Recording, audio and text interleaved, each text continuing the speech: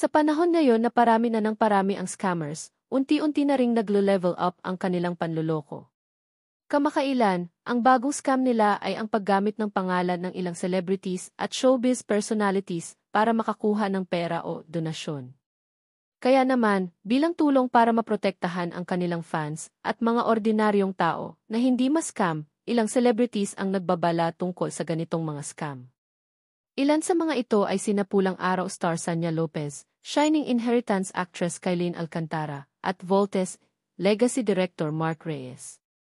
Ilang celebrities din tulad nina Barbie Forteza, David Licauco, at Martin Del Rosario ang naging parte ng anti-scam awareness campaign para magbigay rin ng babala sa mga tao. Tingnan sa video na ito kung sinong mga celebrities at showbiz personalities pa ang nagamit ang pangalan para mangikil ng pera sa publiko. Sanya Lopez. Kamakailan lang ay nagbigay ng babala ang Pulang Araw star na si Sanya Lopez tungkol sa isang scammer na ginamit ang kanyang pangalan para manghingi ng idonasyon gamit ang isang messaging app. Scam alert. Sa Instagram stories ni Sanya, ipinakita niya ang text conversation ng scammer at ng isang netizen kung saan mababasang humihingi ito ng donasyon para matulungan umano ang mga aeta sa Zambales. Warning. Sa isa pang Instagram story ni Sanya, nagbabala siya na hindi siya ang nag-message sa kanila. Dagdag pa niya, malinaw, hindi po ako yun. Huwag po kayo magbigay agad-agad ng tulong. Kylene Alcantara. Isang scammer naman ang ginamit hindi lang ang pangalan ni Shining Inheritance actress Kylene Alcantara, ngunit maging ang nagdaang bagyong Karina para manghingi umano ng donasyon sa mga nasalanta. Fraudulent messages.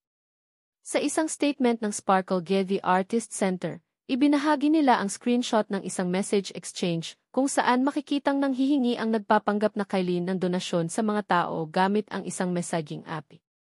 Do not respond. Paalala ng Sparkle ay huwag sumagot sa kahit anong mensahe o magbigay ng personal na detalye kapag nakatanggap ng ganito. Max Collins. Nagbabala rin ang dating ETH Guardian Alien actress na si Max Collins tungkol sa isang scammer na gumamit ng pangalan at litrato niya para makapanghingi ng donasyon. Block the number. Payo ni Max sa kanyang family, friends, at mga kakilala, please block this person, messaging eBay friends asking for donations. Please stop scamming people, thanks, God bless. Isabel Ortega.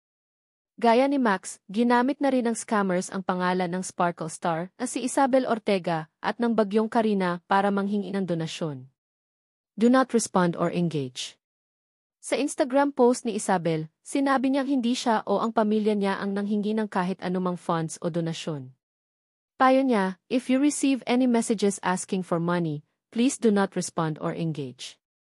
Direk Mark Reyes. Kamakailan lang ay isang nagpapanggap na Direk Mark Reyes ang nag-message sa comedy genius na si Michael. Pinadala ng bubblegum actor ang screen record ng conversation nila ng scammer sa totoong direktor. Scammer alert. Sa caption ng kanyang post, humingi ng pasensya si Direk Mark sa mga nagambala ng key morally deprived ninkompoop na iyon. Nilinaw din niyang iisa lang ang number na gamit niya at hindi iyon ang nasa account details ng messaging app na ginamit.